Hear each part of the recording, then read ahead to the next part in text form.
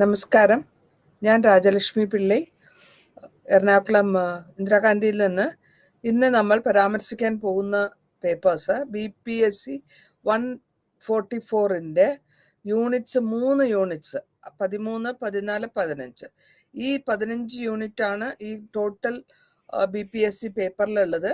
അതുകൊണ്ട് ഫുള്ളായിട്ട് maximum compress ചെയ്തിട്ടാണ് ഉള്ളത്.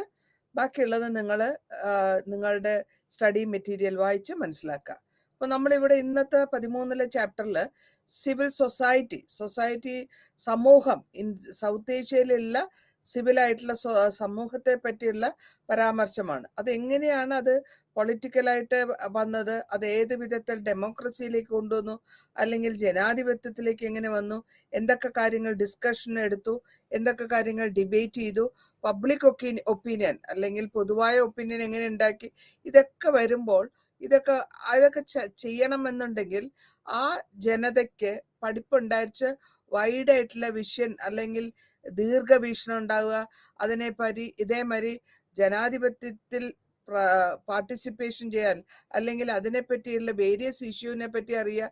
ഇതൊക്കെ വളരെ കാര്യമായിട്ട് ആണ് ഈ സിവിൽ സൊസൈറ്റി അല്ലെങ്കിൽ ജനസമൂഹത്തിൽ നമ്മൾ പബ്ലിക് ഒപ്പീനിയൻ വഴി അത് പബ്ലിക് പോളിസി ആയിട്ട് മാറ്റിയെടുക്കുന്നു. ഓരോ കാര്യങ്ങളും നമ്മൾ ഡിസ്കസ് ചെയ്ത് പബ്ലിക് പോളിസി ആയിട്ട് കൊണ്ടുവരുന്നതാണ്. ഓക്കെ, അടുത്തതായിട്ട് നമ്മൾ നോക്കുന്നത് ഈ പൊളിറ്റിക്കൽ കമ്മ്യൂണിറ്റി എന്ന് പറയുമ്പോൾ ഈ സൊസൈറ്റിയിൽ അല്ലെങ്കിൽ സമൂഹത്തിൽ എന്താണ് പൊളിറ്റിക്കൽ കമ്മ്യൂണിറ്റി എന്ന് ചോദിക്കുമ്പോൾ നമുക്കറിയേണ്ടത് ഒരു യൂണിറ്റ് അല്ലെങ്കിൽ ഒരു ജനത അവർക്ക് അവിടുത്തെ ആ രാജ്യത്തെ നിയമത്തിനെ അനുസരിച്ച് വേണം പോവാനായിട്ട്.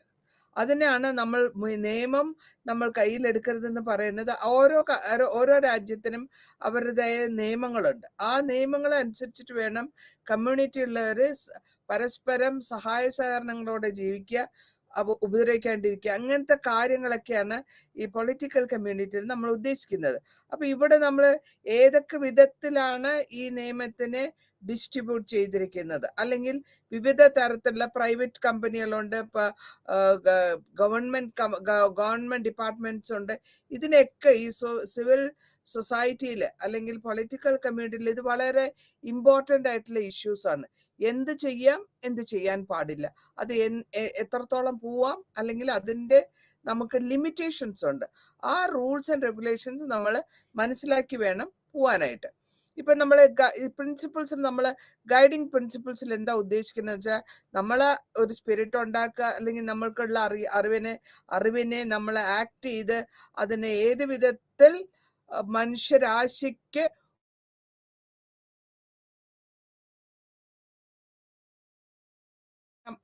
നമ്മൾ ഇവിടെ ഉദ്ദേശിച്ചത്. ആ പ്രിൻസിപ്പിൾസിനെ കളയാണ്ട് നമുക്കറിയുന്ന സ്പിരിറ്റും നമുക്കറിയുന്ന വിധത്തിലുള്ള കാര്യങ്ങളും ആക്ഷനിൽ കൂടിയും പരാമർശത്തിൽ കൂടിയും ചെയ്തു കൊണ്ടുവരിക.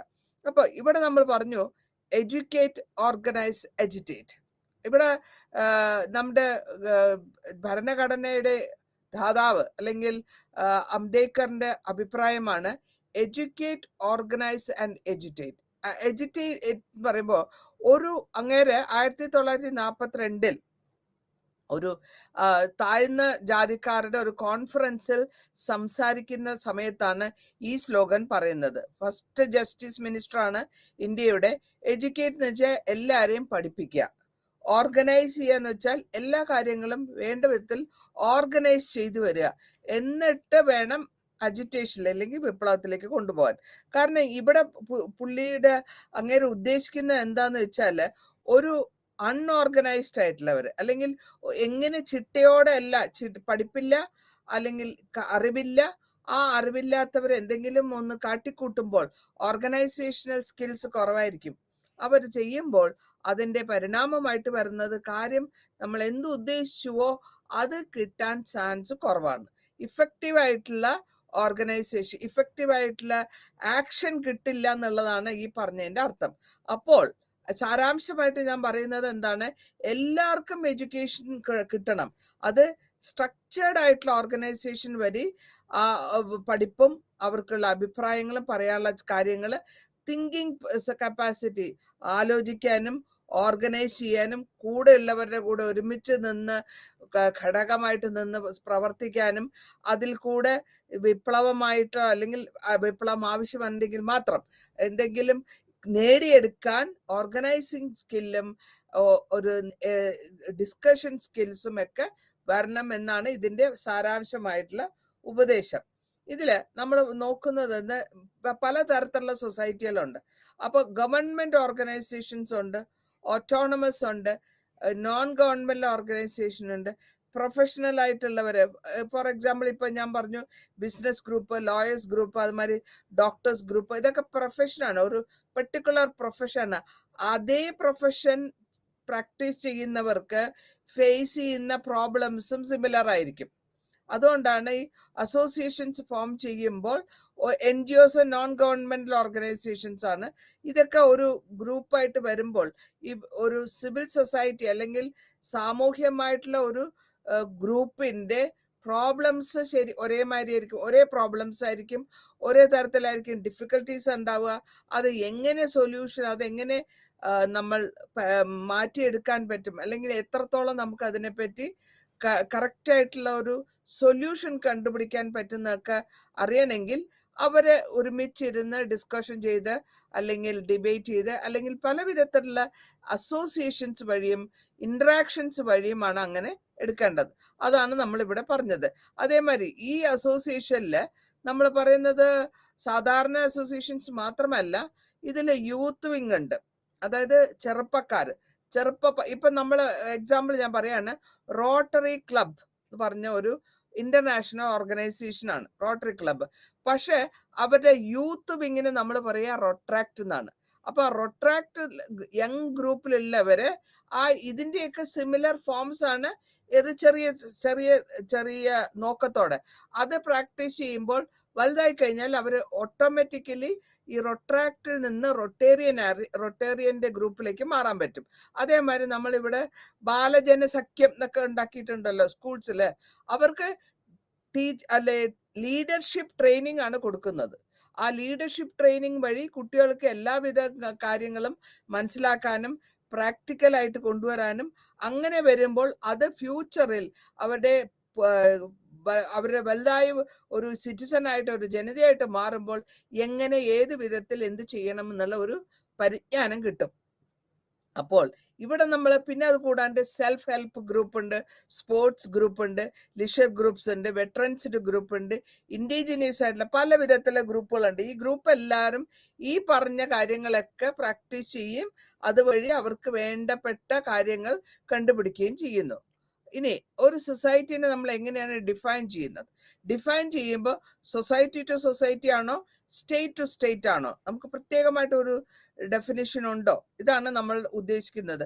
ഇത് ഒരു സൊസൈറ്റിയിൽ അല്ലെങ്കിൽ ഒരു സമൂഹത്തിൽ ആ രാജ്യത്തെ അവിടുത്തെ ജനതയ്ക്ക് യൂസ് ചെയ്യാൻ പറ്റുന്ന കാര്യങ്ങൾ അവിടുത്തെ ഗവൺമെന്റ് ചെയ്തു കൊടുക്കുന്നു. അപ്പൊ അങ്ങനെ വരുമ്പോൾ ഈ ഗവൺമെന്റിന്റെ ഇമ്പോർട്ടൻസ്, ഗവൺമെന്റിന്റെ ആക്ടിവിറ്റി, ഗവൺമെന്റിന്റെ കോൺട്രിബ്യൂഷൻ സൊസൈറ്റിക്ക് വളരെ പ്രാധാന്യമുള്ളതാണ്. അതേമാതിരി തന്നെ ഏതൊക്കെ കാര്യങ്ങളാണ് ഈ സൊസൈറ്റിക്കും അവർക്ക് എന്തൊക്കെ ചെയ്യാം, എത്രത്തോളം ധനം അല്ലെങ്കിൽ പ്രോഫിറ്റ് മേക്കിംഗ് ചെയ്യാൻ പറ്റും, ഏതൊക്കെ വിധത്തിൽ അഡ്മിനിസ്ട്രേഷൻ ചെയ്യാന്നൊക്കെ പറഞ്ഞു കൊടുക്കുന്നത് സ്റ്റേറ്റ് ഗവൺമെന്റിന്റെ ഒരു ഉത്തരവാദിത്യമാണ്. ഇനി ഓർഗനൈസേഷൻ അല്ലെങ്കിൽ ഇതിന്റെ കോൺസെപ്റ്റ് എന്താണെന്ന് വെച്ചാൽ, സിവിൽ സൊസൈറ്റിന്റെ വേർഡ് ഒറിജിൻ വന്നത് ഗ്രീക്ക് എന്നാണ്. ഗ്രീക്കിലാണ് ഈ വാക്ക് സൊസൈറ്റി എന്നുള്ളത് വാക്ക് വരുന്നത്. പൊളിറ്റിക്കൽ ഐഡിയയും അതിന്റെ സിസറോന്റെ വർക്ക് റോമിലാണ് ഇത് ആദ്യമായിട്ട് ഉണ്ടാകുന്നതും. ആ റോമിന്റെ ഭാഷയിൽ പറഞ്ഞാൽ, റോമൻ ഭാഷയിൽ പറയാ സൊസൈറ്റിയാസ് സിവിലിയാസ്. ഇതിന്റെ അർത്ഥം ഒരു സിവിലൈസേഷൻ, അതായത് താരതമ്യേന പൊളിറ്റിക്സിലും ജീവിതത്തിലും സ്വയം ജീവിതത്തിലും നല്ല വിധത്തിൽ സംസ്കാരത്തോടെ ജീവിക്കാന്നാണ് അതിന്റെ ഉദ്ദേശം. അതിനെയാണ് ഈ പൊളിറ്റിക്കൽ അസോസിയേഷൻ നമ്മൾ സൊസൈറ്റിയിൽ നിന്ന് കൊണ്ടുവരുന്നത്. നല്ല സംസ്കാരമുള്ള ആൾക്കാർ ജീവിക്കുന്ന ഒരു ഗ്രൂപ്പ്, അതാണ് അതിന്റെ അർത്ഥം. അപ്പോ ഇത് സൊസൈറ്റിയും സ്റ്റേറ്റും തമ്മിൽ എന്താണ് റിലേഷൻ? ഈ റിലേഷനിൽ എങ്ങനെയാ വരുന്നത് വെച്ചാൽ സ്റ്റേറ്റ് ഒരു ലിമിറ്റഡും അവർക്ക് എന്തൊക്കെ ചെയ്യാൻ പറ്റും, അവർക്ക് സെൽഫ് ആയിട്ടുള്ള ഒരു റെഗുലേഷൻസ് അങ്ങനെ വരുമ്പോൾ ആ നീഡിന് അവർക്ക് ആവശ്യമുള്ള സഹായ സഹകരണങ്ങൾ സ്റ്റേറ്റ് ഗവൺമെന്റിന്റെ സൈഡിൽ നിന്ന് കിട്ടണം. അപ്പോൾ മാത്രമേ സ്റ്റേറ്റും സൊസൈറ്റിയും തമ്മിലുള്ള ആ കോർഡിനേഷൻ കറക്റ്റ് ആയിട്ട് പോകുള്ളൂ. അപ്പൊ അങ്ങനെ വരുമ്പോൾ നമ്മൾ സിവിൽ സൊസൈറ്റി ഒരാൾക്കും സബോർഡിനേറ്റ് എന്ന് പറയാം. അതായത് സ്റ്റേറ്റ് ഗവൺമെന്റിന്റെ താഴെയാണ് ഈ സിവിൽ സൊസൈറ്റി വരുന്നത്. ഒരു സ്ട്രക്ചറാണ്. ഇപ്പോൾ വളരെ ക്ലിയർ ആയിട്ട് പറയുകയാണെങ്കിൽ ഇൻഡിവിജ്വൽ ഒരു വീടിന്റെ അകത്ത് തന്നെ ഒരു കുഞ്ഞു സൊസൈറ്റി ഉണ്ട്. സൊസൈറ്റി എന്ന് പറയുമ്പോൾ അച്ഛൻ, അമ്മ, elder brother, elder sister, younger brother, younger sister. ഇപ്പൊ ഇത് ഈ ഗ്രൂപ്പിന്റെ അകത്താണെങ്കിൽ ഞാൻ പറയും ഗവൺമെന്റ് അല്ലെങ്കിൽ സ്റ്റേറ്റ് എന്ന് പറയുമ്പോൾ അച്ഛനെ പറയും, അച്ഛനമ്മ. കാരണം കുട്ടികൾ എന്തെങ്കിലും ആഗ്രഹപ്പെട്ടോ അല്ലെങ്കിൽ ആവശ്യപ്പെട്ടാൽ അത് അവർക്ക് വേണമോ വേണ്ടയോ എന്ന് നിശ്ചയിക്കുന്നത് പാരന്റ്സ് ആയിരിക്കും.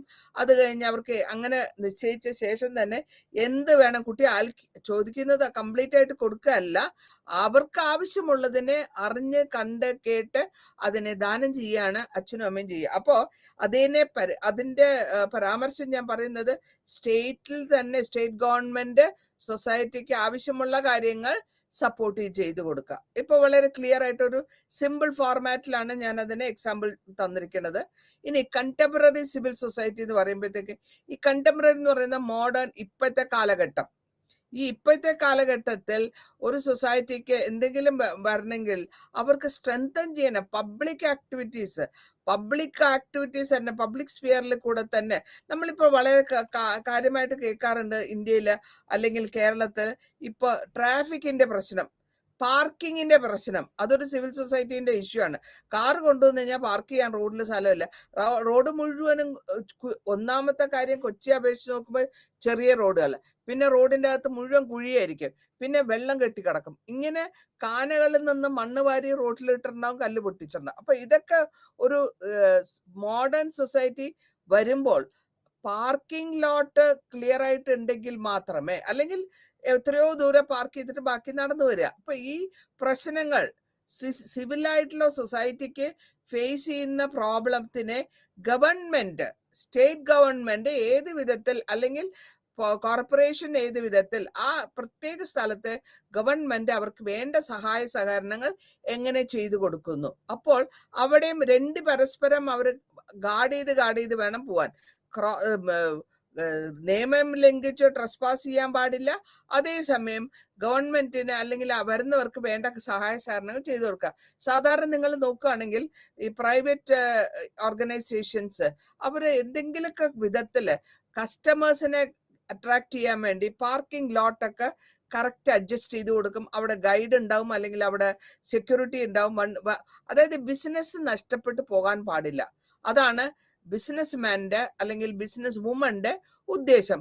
അപ്പോൾ വരുന്ന ക്ലയൻസിന് വേണ്ട സഹായ സഹകരണങ്ങൾ അവർ ചെയ്തു കൊടുക്കുന്നു. ഇതേ ഫോർമാറ്റില് ഗവൺമെന്റും എല്ലാ സൊസൈറ്റിയിലെ എല്ലാ ജനതയ്ക്ക് വേണ്ടത് ചെയ്തു കൊടുക്കണം എന്നുള്ളതാണ് ഈ ഇതിൽ കൂടെ ഞാൻ പരാമർശിക്കുന്നത്. ഇതിന്റെ റോളും സിഗ്നിഫിക്കൻസ് എന്താണ്? പബ്ലിക് ഗോൾസ്, അതായത് ആവശ്യമുള്ള, ഞാൻ നേരത്തെ പറഞ്ഞ ഓർഗനൈസേഷന് ഒരു ഗോൾ ഉണ്ടാവും. എന്താ ഗോള്? പ്രൊമോട്ട് ചെയ്യുക. അങ്ങനത്തെ ഗോളിന് എന്തായിരിക്കും നമ്മൾ പറയാ? നമ്മൾ ഏതെങ്കിലും വിധത്തിൽ നമ്മൾക്ക് കെട്ടാണ്ട്, ഇപ്പൊ എനിക്കൊരു പ്രശ്നം വന്നെങ്കിൽ ഞാൻ എങ്ങനെയാ എന്റെ പ്രശ്നത്തിന് സോൾവ് ചെയ്യാൻ പറ്റുക? നമ്മൾ പോകുന്നത് നിയമത്തിന്റെ വഴി കൂടി ആയിരിക്കും. അപ്പോൾ നിയമത്തിന്റെ വഴി കൂടി പോകുമ്പോൾ നമ്മൾ അഡ്വക്കേറ്റ്സിന്റെ അടുത്തോ അല്ലെങ്കിൽ കോടതിയെ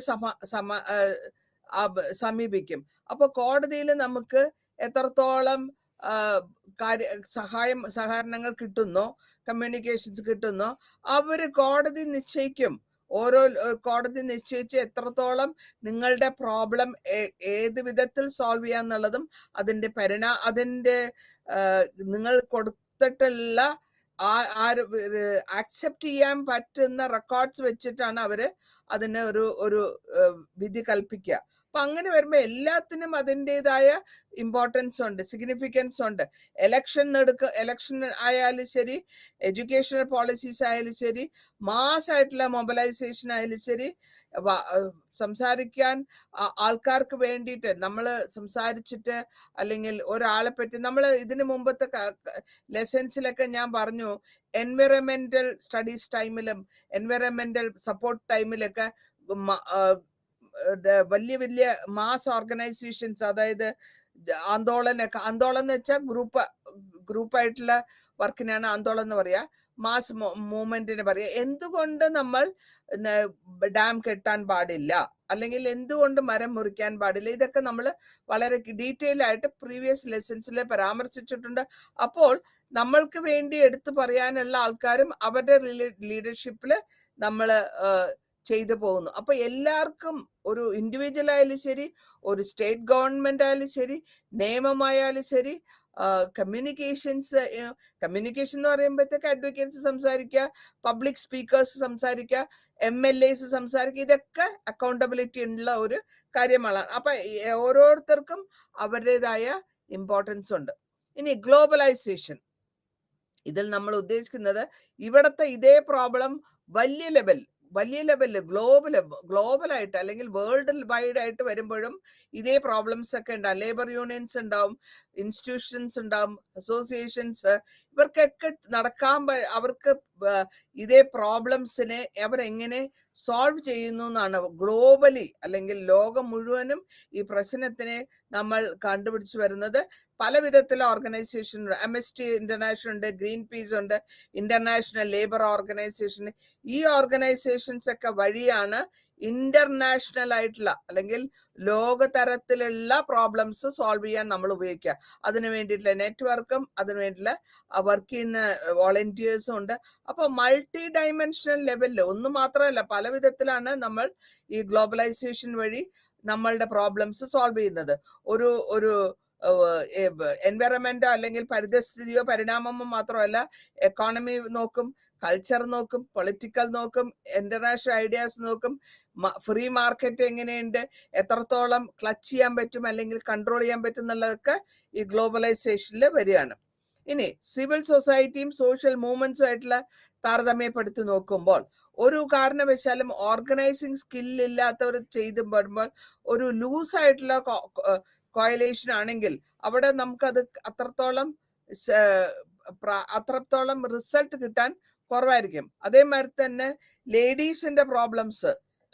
ലേഡീസും ഇൻവോൾവ് ചെയ്യുന്ന പ്രോബ്ലംസ്, അതേമാതിരി ഇക്കോളജിക്കൽ പ്രോബ്ലംസ്, അതായത് റിലേറ്റഡ് വിത്ത് പരിതസ്ഥിതി, ക്ലൈമറ്റ് ചേഞ്ച് കൊണ്ട് ഇപ്പൊ ഇന്ന് 5 ദിവസത്തേക്ക് വലിയ മഴ പറഞ്ഞിട്ടുണ്ട്.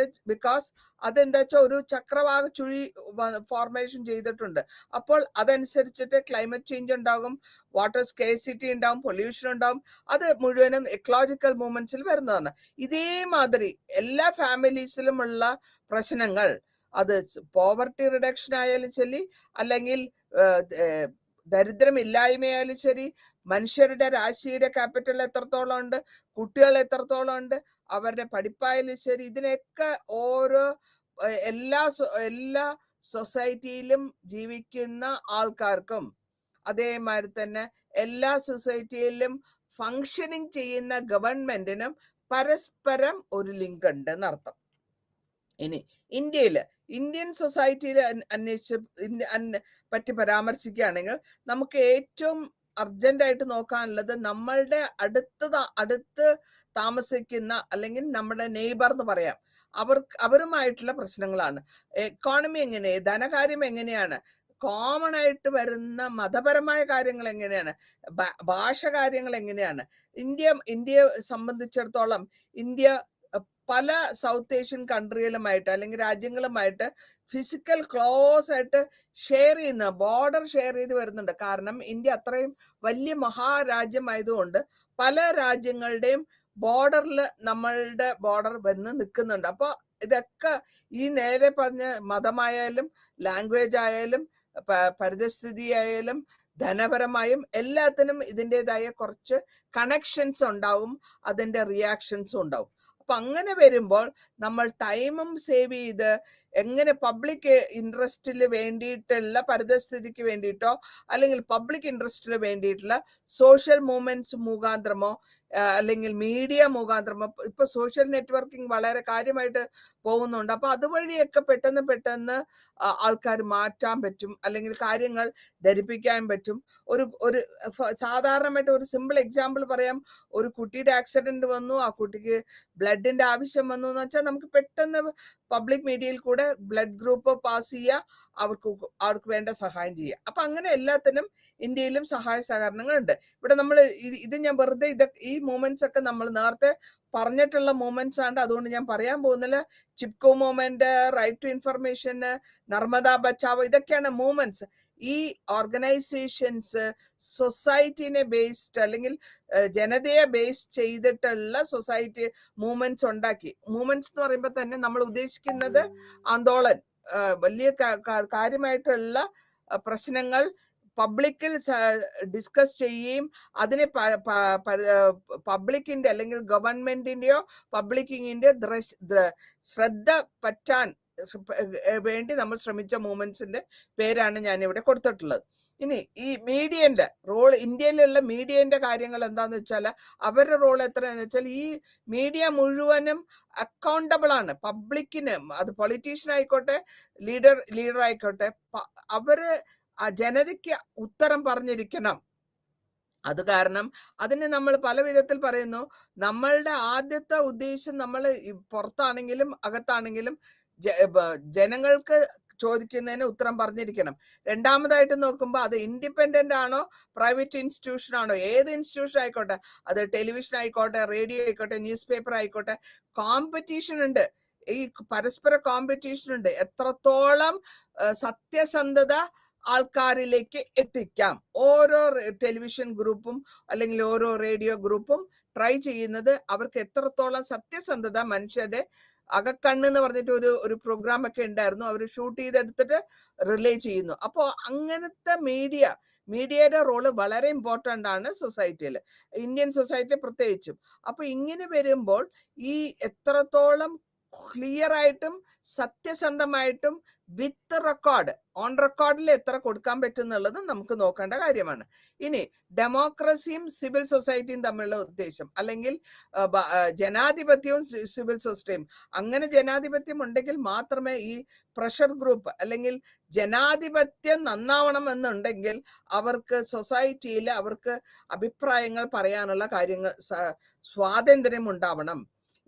ഓരോ ഇൻസ്റ്റിറ്റ്യൂഷനും ഗവൺമെന്റിനും അവർക്ക് പറയാൻ പറ്റുന്നതും അവർ പറയാൻ ഉദ്ദേശിക്കുന്നതും പറഞ്ഞ അല്ലെങ്കിൽ പ്രഷർ ഗ്രൂപ്പ് വഴി ആൾക്കാർക്ക് അവയർനെസ്, അറിവ് പകർന്നു കൊടുക്കാനും ഈ ഡെമോക്രസിയിൽ സിവിൽ സൊസൈറ്റിക്ക് ആവശ്യമുണ്ട്. അപ്പൊ അതിനെ നമ്മൾ പവറിൽ ഇരിക്കുന്ന മന്ത്രിമാരോ ആരെങ്കിലും ആണ്, ഗവൺമെന്റ് ആണെങ്കിൽ അവരെ ക്രിട്ടിസൈസ് ചെയ്യാൻ, ഹെൽത്തി ക്രിറ്റിസിസം ആണ് ഞാൻ ഉദ്ദേശിക്കുന്നത്. അപ്പോൾ അവരെ പറ്റി അവരുടെ തെറ്റിനെ പരാമർശിക്കുക, എടുത്തു പറയുക, അതിന് സൊല്യൂഷൻ കൂടെ കൊടുക്കുക. അല്ലാണ്ട് കുറ്റം മാത്രം ചാർത്താനല്ല നമ്മൾ ഉദ്ദേശിക്കുന്നതിന്റെ ഈ ഡെമോക്രസി ചെയ്യേണ്ടത്. നമ്മൾക്ക് പരാമർശിക്കാം, പക്ഷെ അതിന്റെ പരിണാമം അവർക്ക് ഒരു നെഗറ്റീവായിട്ട് വരാത്ത വിധത്തിൽ തെറ്റിനെ കറക്ഷൻ ചെയ്യുക എന്നുള്ളതാണ് ഉദ്ദേശിക്കുന്നത്. ഇനി ക്രിട്ടിക്കൽ ഇവാലുവേഷൻ പറഞ്ഞത് തന്നെയാണ് ഞാൻ നേരത്തെ പറഞ്ഞു. ക്രിട്ടിക്കലായിട്ട് നമ്മൾ ഇവാലുവേറ്റ് ചെയ്യാം. ഒരാളുടെ തെറ്റിനെ നമുക്ക് കണ്ടുപിടിക്കാം, അല്ലെങ്കിൽ ഒരാളുടെ തെറ്റ് മാറ്റാൻ വേണ്ടുള്ള സഹായ സഹകരണങ്ങൾ ചെയ്തു കൊടുക്കുകയാണ് ഈ ക്രിട്ടിക്കൽ ഇവാലുവേഷൻ എന്ന് പറയുന്നത്. അപ്പോൾ ക്രിറ്റിസിസം എന്ന് പറയുമ്പോൾ നിങ്ങൾ അതിനെ തെറ്റായ വിധത്തിൽ എന്നെ എപ്പോ നോക്കിയാലും ക്രിട്ടിസൈസ് ചെയ്തുകൊണ്ടിരിക്കും. എന്തുകൊണ്ട് അങ്ങനെ ചെയ്യുന്നു, എന്തിനു വേണ്ടിയിട്ട് അത് ചെയ്യുന്നു, കറക്ഷൻ ചെയ്യാൻ വേണ്ടിയിട്ടും തെറ്റ് തിരുത്താൻ വേണ്ടിയിട്ടുള്ള ഒരു ഒപ്പീനിയൻ ആയിട്ട് കണക്കാക്കണം. അതിനെ നല്ല വിധത്തിൽ പോസിറ്റീവായിട്ട് എടുക്കുക. ഇനി ഇൻഫ്ലുവൻസും സിവിൽ സൊസൈറ്റിയും തമ്മിലുള്ള റിലേഷൻഷിപ്പ്. ഈ ഇൻഫ്ലുവൻസ് ഓരോരുത്തർ പറയുന്നതും ഇൻഫ്ലുവൻസ് ഉണ്ടെങ്കിൽ ആ ഇൻഫ്ലുവൻസിൽ കൂടെ നമ്മൾ അയ്യോ ഞാൻ ചെയ്തത് തെറ്റിപ്പോയി അല്ലെങ്കിൽ അവയർനെസ് തരുന്നുണ്ട്, ഗവൺമെന്റ് അവയർനെസ് തരുന്നുണ്ട്. എക്സാമ്പിൾ ആയിട്ട് COVID-19 കാലഘട്ടത്തിൽ എല്ലാവർക്കും ഒരു അവയർനെസ് പ്രോഗ്രാം ഉണ്ടായിരുന്നു. പറഞ്ഞ് മനസ്സിലാക്കി കൊടുക്കുക, അല്ലെങ്കിൽ ആൾക്കാർക്ക് അതിനെപ്പറ്റി അവയർനെസ് പ്രോഗ്രാം, മാസ്ക് ഇടാണ്ട് നടക്കരുത്, റോഡ് സൈഡിൽ അങ്ങനെ നിന്ന് കഴിഞ്ഞാൽ പിടിക്കും, ട്രാക്കിൽ റോഡിലേക്ക് ഇറങ്ങുന്ന സമയത്ത് കാരണം ഈ റൂൾസ് ആൻഡ് റെഗുലേഷൻസ് ഒക്കെ എന്തുകൊണ്ടാണ് നമ്മൾ ഇംപ്ലിമെന്റ് ചെയ്യുന്നതെന്ന് വെച്ച് കഴിഞ്ഞാൽ അത് അവരുടെ അവിടുത്തെ ജനതയെ ഇതിനെപ്പറ്റി മനസ്സിലാക്കിപ്പിക്കുകയും ആ തെറ്റിനെ മാറ്റുകയും കൂടുതലായിട്ട് സ്പ്രെഡ് ചെയ്യാണ്ടിരിക്കാനും അല്ലെങ്കിൽ കൂടുതലായിട്ട് തെറ്റിലേക്ക് പോവാണ്ടിരിക്കാനും വേണ്ടിയിട്ടാണ് ഈ ഇൻഫ്ലുവൻഷ്യൽ ഈ വിധത്തിലുള്ള അവയർനെസ് പ്രോഗ്രാം നമ്മൾ കൊടുക്കുന്നത്. ആക്ടിവിറ്റീസ്, ഏതൊക്കെ വിധത്തിൽ ആക്ടിവിറ്റീസ് കൊണ്ടുപോകാം, ഹ്യൂമൻ ചെയിൻ ഉണ്ടാക്കാം, പബ്ലിസിറ്റി ഉണ്ടാക്കാം, സ്ട്രൈക്സ് ഉണ്ടാക്കാം, പ്രൊട്ടസ്റ്റ്, ഇതൊക്കെ ചെയ്യാം. ഗവൺമെന്റിനെ ക്രിട്ടിസൈസ് ചെയ്യാം, ലോബി ആയിട്ട് ചെയ്യാം. അപ്പോ ഈ മീഡിയ ഓറിയന്റഡ് ആയിട്ടുള്ള സ്ട്രാറ്റജീസ്, ന്യൂസ് റിലീസ്, ന്യൂസ് പേപ്പറിൽ കൊണ്ടുവരാം, ഫോട്ടോഗ്രാഫി വഴി കൊടുക്കാം, വീഡിയോ ടേപ്പിംഗ് എടുത്തു കൊടുക്കാം, ഇതൊക്കെ വരുന്നുണ്ടെങ്കിൽ കൂടെയും ഇതിന്റെയൊക്കെ ഒരു സാരാംശമായിട്ട് കൊണ്ടുവരാൻ ഉദ്ദേശിക്കുന്നത് പല വിധത്തിലുള്ള സോഷ്യൽ മീഡിയ ഉണ്ട്. ഇപ്പൊ ഫേസ്ബുക്ക് ഉണ്ട്, യൂട്യൂബ് ഉണ്ട്, ഇൻസ്റ്റാഗ്രാം ഉണ്ട്. ഇതിലൊന്നും ഞാൻ നിങ്ങൾക്ക് പ്രത്യേകിച്ച് പറയേണ്ട കാര്യമില്ല. നിങ്ങൾ ഇത് എന്നെക്കാട്ടിയൊക്കെ വളരെ സ്മാർട്ടാണ് അക്കാര്യങ്ങളിൽ. ഇപ്പൊ സ്റ്റുഡൻസിന്റെ കാര്യമാണ് ഞാൻ ഉദ്ദേശിച്ചത്. അപ്പൊ ഇതൊക്കെ ഉപയോഗിച്ചാൽ കൂടിയും നമ്മൾ പരീക്ഷ COVID-19 വന്നപ്പോൾ നമ്മൾ ഈ ക്ലാസ് എടുക്കാനായിട്ട് ഈ മീഡിയ ഉപയോഗിക്കുന്നുണ്ടല്ലോ. ഏത് മീഡിയ ആയാലും അതിന്റെ പോസിറ്റീവ്നെസ് എടുത്ത് ആ വിധത്തിൽ ഉപയോഗിക്കുക, അല്ലാണ്ട് അതിന്റെ നെഗറ്റീവ് സൈഡായിട്ട് കൊണ്ടുപോകാണ്ടിരുന്നാൽ ശ്രദ്ധിച്ചാൽ മാത്രം മതി. ഇനി ഈ ചാപ്റ്ററിന്റെ ഈ ലെസനോട് ഈ ഭാഗത്തോടുകൂടി ഈ ചാപ്റ്റർ അവസാനിക്കുകയാണ്. അടുത്ത ചാപ്റ്ററിലേക്ക് പോവാം. അവിടെ വരുമ്പോഴത്തേക്ക് നമ്മൾ ചാപ്റ്റർ 14 ആണ് വരുന്നത്. സിവിൽ സൊസൈറ്റിന്റെ ഓരോ ഓർഗനൈസേഷൻ, ഞാൻ നേരത്തെ പറഞ്ഞു, non governmental organisation, professional organisation, ഇതൊക്കെ നേരത്തെ ഞാൻ പറഞ്ഞ ഗ്രൂപ്പ് തന്നെയാണ്. ഇതൊക്കെ ഉണ്ടെങ്കിൽ കൂടെയും നമ്മൾ അടുത്ത ഓർഗനൈസേഷൻസ് എന്ന് വരുന്നത് സാർക്കാണ്, south Asian association. South Asia ആണ് നമ്മൾ പഠിച്ചുകൊണ്ടിരിക്കുന്നത്. അതുകൊണ്ടാണ് ഈ സാർക്കിന്റെ ഒരു ഗ്രൂപ്പ്, ഈ സൗത്ത് അസോസിയേഷൻ ഫോം ചെയ്തത് ഡിസംബർ 8 ധാക്കയില് വെച്ച് 1985. എന്തിനാ? ഏതൊക്കെ? ഇതിന്റെ സെക്രട്ടേറിയറ്റ് കാഠ്മണ്ഡു ആണ്.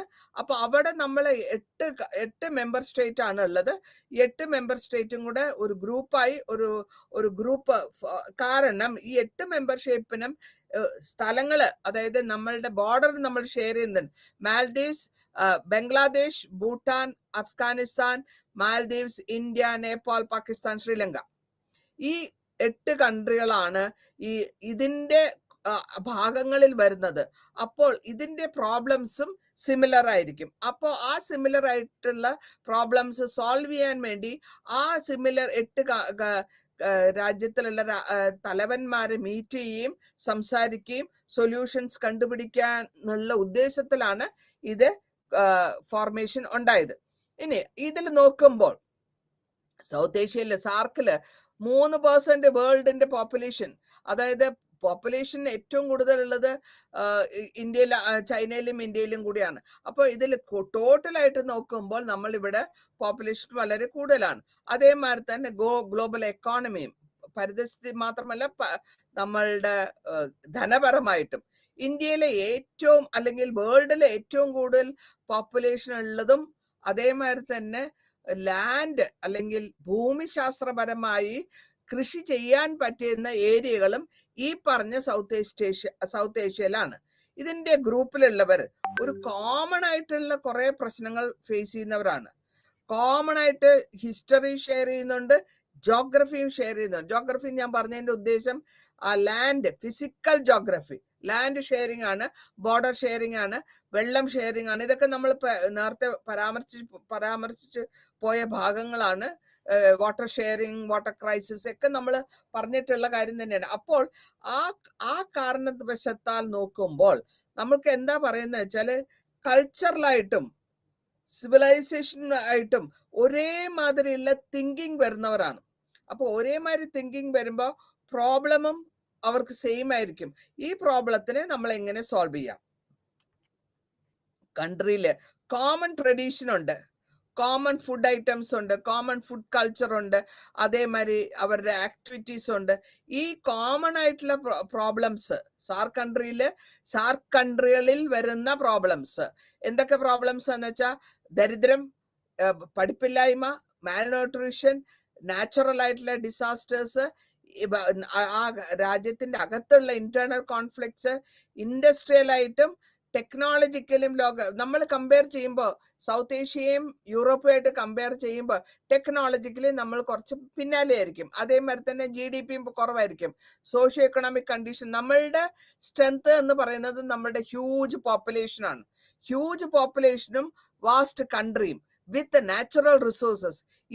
ഇതിനെ നമ്മൾ ഏത് വിധത്തിൽ മാറ്റിയെടുക്കാൻ പറ്റും, അല്ലെങ്കിൽ വെസ്റ്റേൺ കൺട്രികളുമായിട്ട് നമ്മൾ എങ്ങനെ കടപിടിച്ച് നിൽക്കാൻ പറ്റും, ഒരു ഒപ്പത്തിനൊപ്പം നിൽക്കാനുള്ള പ്രോഗ്രസ് നമ്മൾ എങ്ങനെ കൊണ്ടുവരണം, അതാണ് നമ്മൾ ഉദ്ദേശിക്കേണ്ടത്.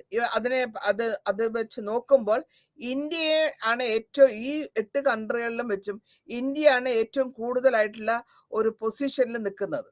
കാരണം അതിന്റെ സൈസ്, ഇന്ത്യയുടെ സൈസ്, ഭാരതത്തിന്റെ സൈസ്, പോപ്പുലേഷൻ, ഭരണഘടനയുടെ ഇവിടുത്തെ ആൾക്കാരുടെ നമ്പർ അത്രയും ഹ്യൂജ് ആണ്. ചൈന കഴിഞ്ഞാൽ ഇന്ത്യയാണ് കൂടുതൽ പോപ്പുലേഷൻ ഉള്ളത്. എക്കോണമി, നമ്മളുടെ ധനപരമായ ടെക്നോളജി സുപ്പീരിയോറിറ്റി ബാക്കിയുള്ള രാജ്യങ്ങളെ അപേക്ഷിച്ച് ഇന്ത്യ ഇതിൽ മുന്നേ നിൽക്കുന്നു. ഇനി ഇതിന്റെ ചാർട്ടറും ഇതിന്റെ പ്രിൻസിപ്പിൾസും എന്തൊക്കെയാണെന്ന് പറയാം.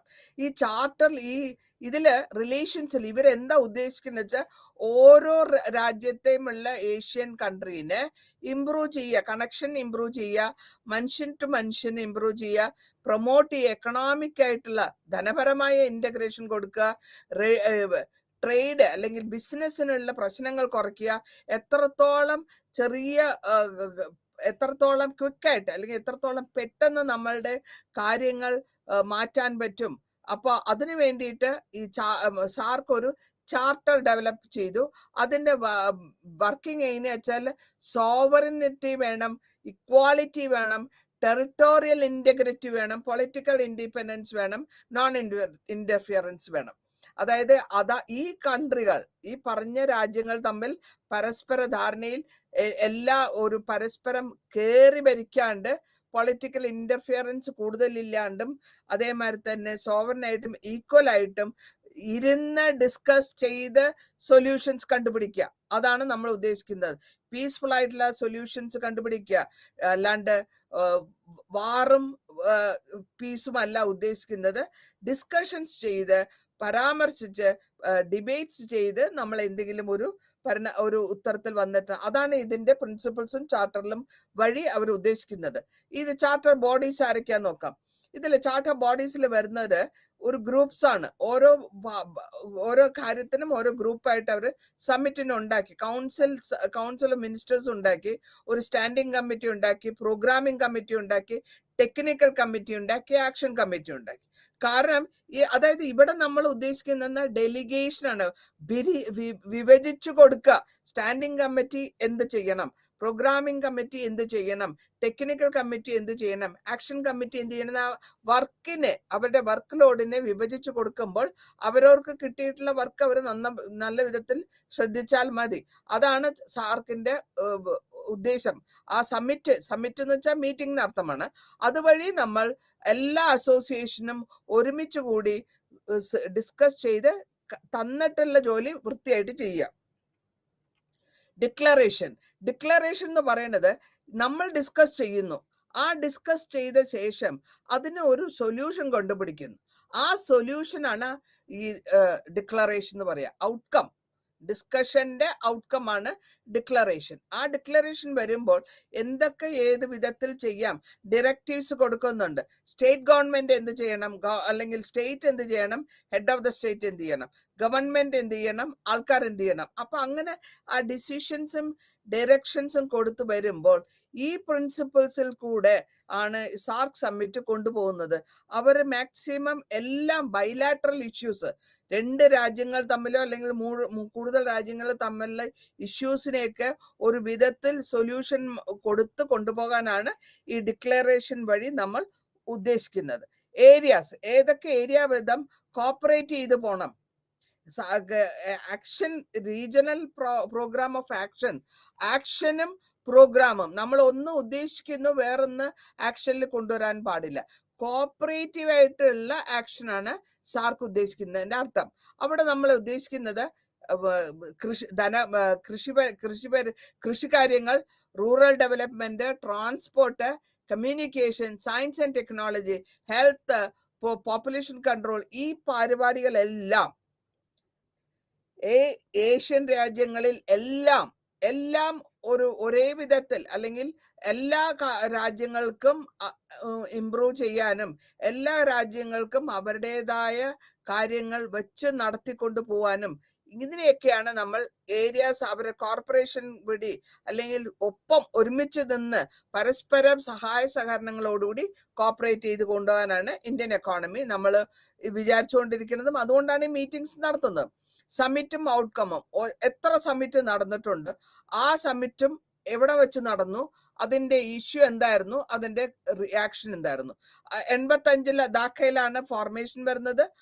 യുനാനിമസ് ആയിട്ട് നമ്മൾ ഡിക്ലറേഷൻ കൊടുത്തു. ആദ്യം 85 സാർക്ക് ഫോമായി. ആദ്യത്തെ സെക്കൻഡ് സമ്മിറ്റ് നടന്നത് ബാംഗ്ലൂരിൽ 1986. അതിനുശേഷം ഇവിടെ നമ്മൾ ഇൻസ്റ്റിറ്റ്യൂഷൻ ചെയ്തത് പെർമനന്റ് സെക്രട്ടേറിയറ്റ് കൊണ്ടുവന്നു. ആ പെർമനന്റ് സെക്രട്ടേറിയറ്റ് വഴി എല്ലാവർക്കും കോർഡിനേറ്റ് ചെയ്ത് കാര്യങ്ങൾ പറഞ്ഞറിയിക്കാനാണ് ഈ പെർമനന്റ് സെക്രട്ടേറിയറ്റിന്റെ വർക്ക്. ഇനി അടുത്ത സമ്മിറ്റ് നടക്കുമ്പോഴത്തേക്കും മെമ്പർ സ്റ്റേറ്റ്സിന് അലോ ചെയ്തു.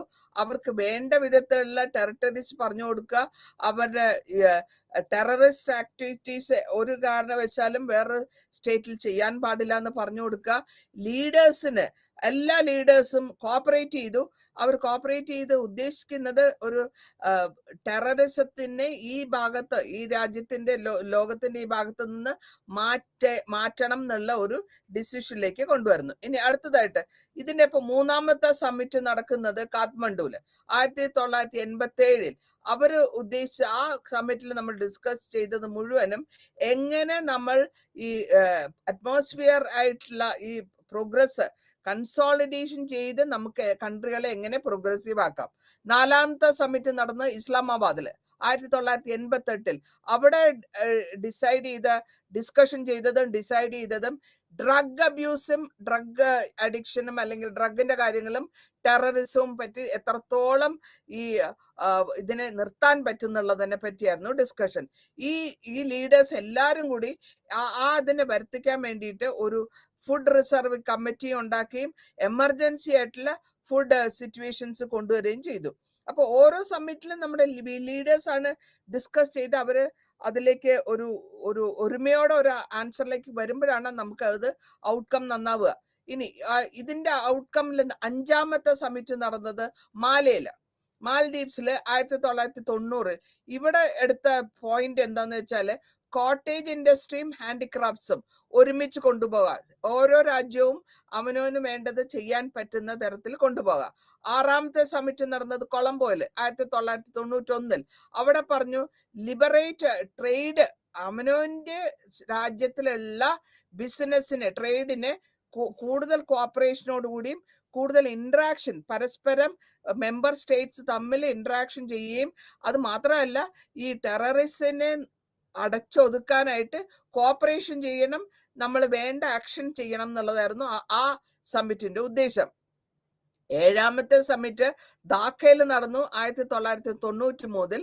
അവിടെ വന്നിട്ട് നമ്മൾ എടുത്തത് ഒരു ട്രേഡ് എഗ്രിമെന്റ് ആണ്. സപ്ത എന്നാണ് പേര്, south Asian preferential trade agreement. ഇവിടെ എന്താ, ലിബറലൈസേഷൻ ഓഫ് ട്രേഡ്, ബിസിനസിന്റെ കാര്യങ്ങളിൽ ഒരു ലിബറലൈസേഷൻ കൊടുക്കുക എന്നുള്ളതാണ്. 8ാമത്തെ സമ്മിറ്റ് നടന്നത് ന്യൂഡൽഹിയിൽ 1995. ഇവിടെയും ഓപ്പറേഷൻസ് കൊണ്ടുവന്ന സമ്മിറ്റും ഡിസംബർ 8 1995 ഇന്ന് നടക്കുകയും ഇവര് ഡൽഹിയിൽ വെച്ച് കാര്യമായിട്ട് സാർക്ക് സമ്മിറ്റ് നടക്കുകയും ചെയ്തു. ഇനി ഇതിന്റെ ഔട്ട്കമ്മിലെ 9ാമത്തെ സമ്മിറ്റ് നടന്നത് മാലയിൽ അഗൈൻ 1997. അവിടെ വന്നത് കോപ്പറേഷൻസ്, നമ്മളുടെ സബ് റീജിയനിലെ കോപ്പറേഷനും അവരെ അവർക്ക് എന്തൊക്കെ ചെയ്തു കൊടുക്കണം എന്നുള്ളതായിരുന്നു ഡിസ്കസ് ചെയ്തത്. 10ാമത്തെ സമ്മിറ്റ് നടന്നത് കൊളംബോയില് 1998 ഇവിടെ ഓർഗനൈസേഷൻ സാർക്കിന്റെ പൊസിഷൻ WTO എൻകറേജ്മെന്റ് കൊടുക്കുക, സാധാരണ രാജ്യം കൂടാണ്ട് സബ് റീജിയൻ അതിന്റെ താഴെ വരുന്ന റീജിയനിലും കോപ്പറേഷൻ കൊടുക്കുക. 11ാമത്തെ സമ്മിറ്റ് നടന്നത് കാഠ്മണ്ഡു 2002. ഇവിടെ റിസോർട്ട് ചെയ്തത് യുണൈറ്റഡ് നേഷൻ ഓർഗനൈസേഷനിലെ സെക്യൂരിറ്റി കൗൺസിൽ വഴി 1373 സെപ്റ്റംബർ 28, 2001 ഒരു പ്രിവെൻഷൻ കൊണ്ടുവരാനുള്ള കോൾ ഉണ്ടായിരുന്നു. സപ്രസ് ചെയ്യണം, ടെററിസ്റ്റ് ആക്ടിവിറ്റീസിനെ സപ്രസ് ചെയ്യണം, ക്രിമിനൽ ആക്ടിവിറ്റീസിനെ സപ്രസ് ചെയ്യണം, അവർക്കുള്ള ഫണ്ടിങ്ങിന് എവിടെ നിന്ന്, അമേരിക്കയിൽ നിന്ന് ഫണ്ട് വരുന്നോ, ഇംഗ്ലണ്ടിൽ നിന്ന് ഫണ്ട് വരുന്നോ, അതിനെ നിർത്തണം. എല്ലാവിധ ആക്ടിവിറ്റീസും ഓർഗനൈസിങ്ങിനെ കൊണ്ടുവരികയാണെങ്കിൽ അതിനെയൊക്കെ നിർത്തുക എന്നുള്ളതായിരുന്നു ഈ സമ്മിറ്റിൽ നടന്ന ഡിസ്കഷൻസും അതിന്റെ ഔട്ട്കമും. ഇനി 12ാമത്തെ സമ്മിറ്റ് നടന്നത് ഇസ്ലാമാബാദിൽ 2004. ഇവരെ ഉദ്ദേശിക്കുന്നത് റീജിയണൽ ആയിട്ടുള്ള കോപ്പറേഷൻ എഗെയിൻസ്റ്റ് എന്തിനാണ്? ദാരിദ്ര്യം മാറ്റുക, ടെററിസം നിർത്തുക. 13ാമത്തെ സമ്മിറ്റ് നടന്നത് ധാക്കയില് 2005. ഇവിടത്തെ ഉദ്ദേശം എലിവേറ്റ് പോവർട്ടി അഗെയിൻ 12ലുള്ള ദരിദ്രത്തിനെ മാറ്റുക എന്നുള്ളതിനെ കണ്ടിന്യൂ ചെയ്തുകൊണ്ട് വരികയാണ്. 14ാമത്തെ സമ്മിറ്റ് 2007 നടക്കുന്നത്. അവിടെ ഇമ്പോർട്ടന്റ് ആയിട്ടുള്ള 2 പോയിന്റ്സ് ആണ് വരുന്നത്. ഫുഡ് ബാങ്കും സൗത്ത് ഏഷ്യൻ യൂണിവേഴ്സിറ്റീസും. 15ാമത്തെ സമ്മിറ്റ് നടന്ന 2008 കൊളംബോയിൽ വെച്ച് food adoption declaration of food security, ആരോഗ്യത്തിന് കഴിക്കുന്ന ഫുഡിനുള്ള സെക്യൂരിറ്റി സമ്മിറ്റും.